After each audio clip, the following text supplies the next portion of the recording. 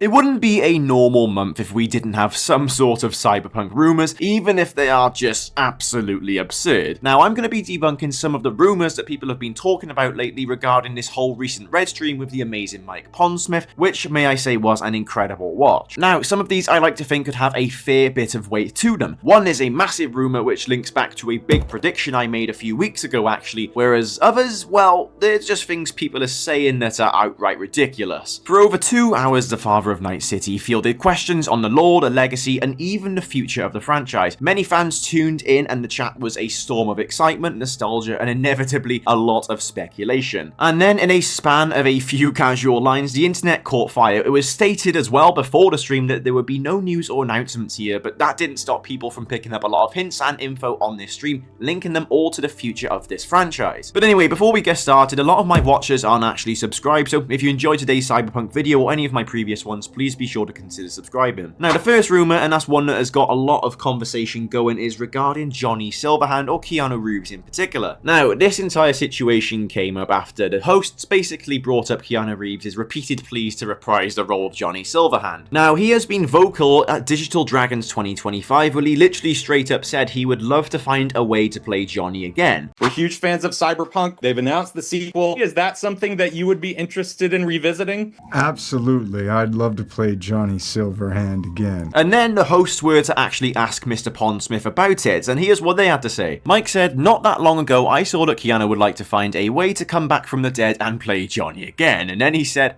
"I have ways to do that, Keanu. Contact me." Now, this is very exciting, however, it can be very tricky, and I have actually made an entire video on this previously about an entire Johnny Silverhand return, but I'll give you the gist of it here. Johnny, you gotta understand, has already been physically dead for decades. Like, his body was buried in the oil fields that you actually go and see in the quests. Maybe you could argue that he's still alive and kicking around beyond the Black Wall as an AI, but that risks then canonizing an ending which would previously go down as player choice, so it's a very controversial topic. This hasn't stopped the internet obviously speculating and believing that they think Johnny Silverhand is going to return in Cyberpunk 2 in some sort of capacity, and if you do want to do that, then there's got to be certain ways in which it has to be done. You could possibly have Johnny Silverhand as some sort of cameo mission potentially, not necessarily a huge part of the story, because you've got to understand this game is already in pre-production as of a few months ago. You would think that any sort of massive changes such as this wouldn't really be able to happen as of right now, as everything is already set in stone for the direction they would want to take the game in. Now, if they want to go ahead and experiment and add it in, by all means, yes, do it. I think it would be a fantastic addition, and you're never going to say no to having this amazing character included in the game. However, I don't want it to run the risk of maybe decanonizing an ending if they want to keep it open, or if they do want to go ahead and add a canon ending, then that's an entirely different conversation altogether. When you sprinkle a rumor out there like this, and then you go and ask the creator of this entire franchise, although he doesn't necessarily have entire creative swing over things, they do always go to him for his opinion and his sort of blessing before doing anything like this, and if he's putting this out there, I can 100% see Johnny Silverhand being featured in Cyberpunk 2. But before we do carry on, I want to tell you a little bit about today's video sponsor, Project Orochi. Now, Project Orochi is a New York-based streetwear brand inspired by Japanese art and culture. They make amazing designs referencing all of your favorite video games, including today's game that we're discussing, Cyberpunk 2077. Just to show you some of my favorites, you have this Night City inspired Maxac shirt, which looks absolutely fantastic in both colors, black and white. For being totally honest, a lot of gaming merchandise these days looks really cringe. However, with Project Orochi, they actually blend it really well and make fantastic design. And finally, possibly my favorite of all the Cyberpunk inspired shirts is the Night City Run Club, which also comes in numerous different colors, and it looks absolutely fantastic, obviously inspired by the Sandevistan. Their latest collection is built for people who love Night City. Good quality, stylish, and also dripping with the Cyberpunk vibe as well. So if you're interested in checking out their awesome stuff, I'm going to be linking their store and Instagram in the description below, and if you decide to buy anything, please be sure to use my code at checkout. But now, let's get back onto the video. Alright, so at the start of the video, I did also mention the fact that there are some absolutely ridiculous rumors that were made up and mentioned after this entire stream, and I'm going to tell you a little bit about one now. Now, there's been this entire thing that Scarlett Johansson is starring in Cyberpunk 2, literally because of a passing comment made by Mike Pondsmith. Like, I literally saw a TikTok with a few good thousand likes on it regarding it, and they literally said in it, Scarlett Johansson confirmed in Cyberpunk 2, and it had everyone believing it. Let me actually show you it now.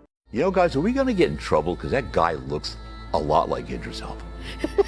he's probably going to sit, going, it is Idris. What? Oh, no, okay, so let me get this straight. You got Keanu Reeves, and then you turn around and get Idris Elba. I mean, what's next? Scarlett Johansson? Don't say it. I don't want to know. I'm not saying anything. Scarlett, I have roles for you. You can do it.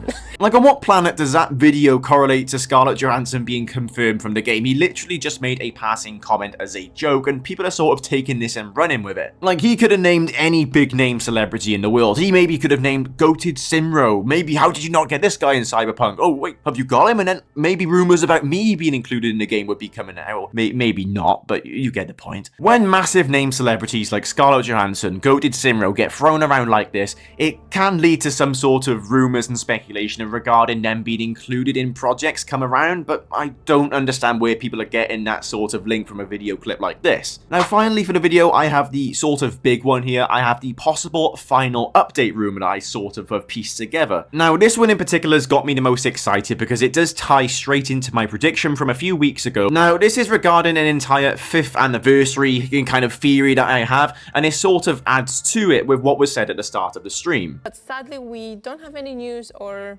announcements today. It's just about Cyberpunk to celebrate. We are almost at the 5th anniversary of 2077, so keep the chat civil, okay guys? Let's have this deal, and maybe we'll figure something out for you later on.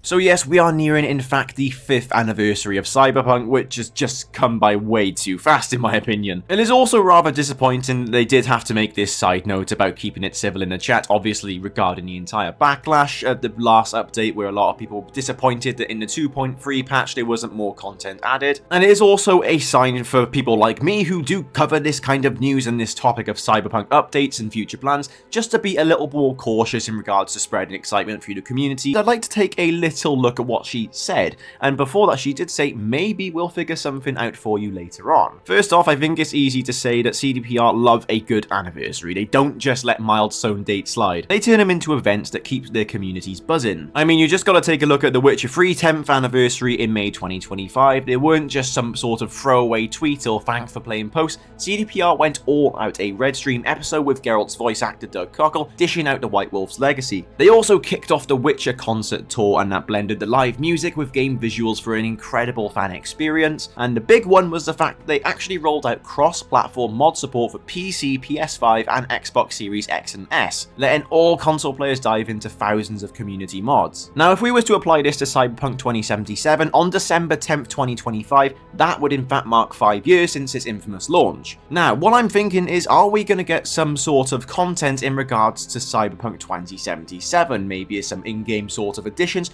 or something bigger like we saw in The Witcher 3? Could we be getting cross-platform mod support? You might be thinking, well, why now? And well, I can answer that because I think that CDPR is very much far from done with Night City. Even with The Witcher 4 and Orion in development, they've got a dedicated team for live service support. I mean, The Witcher 3 is like 10 years old now, and it was still getting continuous updates over the years. Like, we literally saw them add that cross-platform mod support as the anniversary, so what is stopping them from adding even more to Cyberpunk only 5 years down the line? I would in fact argue that Cyberpunk's fan base and overall the demand is bigger than The Witcher's. Although The Witcher 3 is my favourite game and possibly my favourite franchise of all time, there's no denying that Cyberpunk is ultimately bigger. When a game as big as Cyberpunk is coming to an anniversary, you don't just leave it with a thank you post on X or just some sort of throwaway video segment. I 100% would expect something for the 5th anniversary, whether it be some sort of in-game edition or maybe some news regarding Project Orion, who knows? If you ask me, I think they will either add cross-platform mod support or potentially something like New Game Plus, maybe where you're able to carry your character over to a fresh new game. Now I obviously will say this once again, that this is obviously just my theory, however I really do think that RedStream sort of hinted that something is coming for that 5th anniversary. I mean, just to double down on my opinion a little bit more, I know this is a bit of a reach, but you can check at the end of the stream here. But hopefully we'll be back soon with some more stuff from Night City, so